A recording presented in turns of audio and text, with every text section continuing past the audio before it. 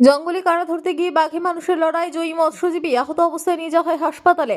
আবারও দক্ষিণ চব্বিশ পরগনা জেলার সুন্দরবন জঙ্গলে কাংড়া ধরতে গিয়ে বাঘের আক্রমণে আহত মৎস্যজীবী সোনু রাম ভক্তা বাড়ি দক্ষিণ চব্বিশ পরগনা জেলার পাথর প্রতিমা ব্লকের জি প্লট গ্রাম পঞ্চায়েতের সত্যদাসপুর এলাকায়।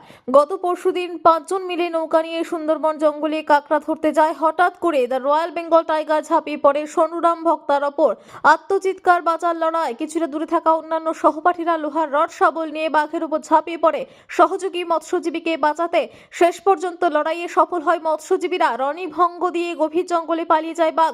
পরিশেষে সেখান থেকে নৌকোয় করে মৎস্যজীবীকে সরাসরি আনা হয় পাথর প্রতিমা গ্রামীণ হাসপাতালে। অবস্থার আশঙ্কাজনক অবস্থায় ডায়মন্ড হারবার হাসপাতালে স্থানান্তরিত করা হয়। বর্তমানে সেখানেই চিকিৎসাধীন। বাঘে মানুষের লড়াইয়ের বিরল দৃশ্য মোবাইল বন্দি করতে না পারলেও মৎস্যজীবীকে নৌকায় তোলা দৃশ্য মোবাইল বন্দি হয়।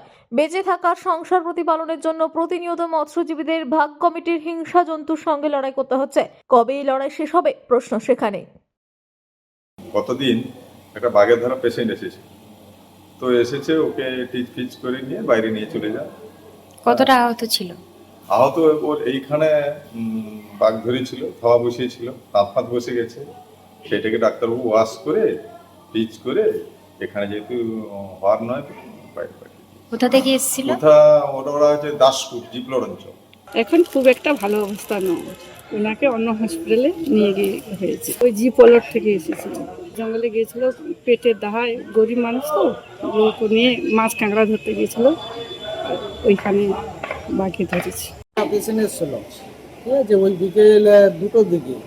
ওটা রেফার হয়েছে 3:30টার দিকে রেফার হয়েছে। আচ্ছা, তারপর জি ফ্লোর থেকে এসেছিলো। আচ্ছা, ও আমার নাম পিন্টু মাইতি, বাড়ি রামুঙ্গা, হসপিটাল মাধবনগর গ্রামীণ হসপিটাল।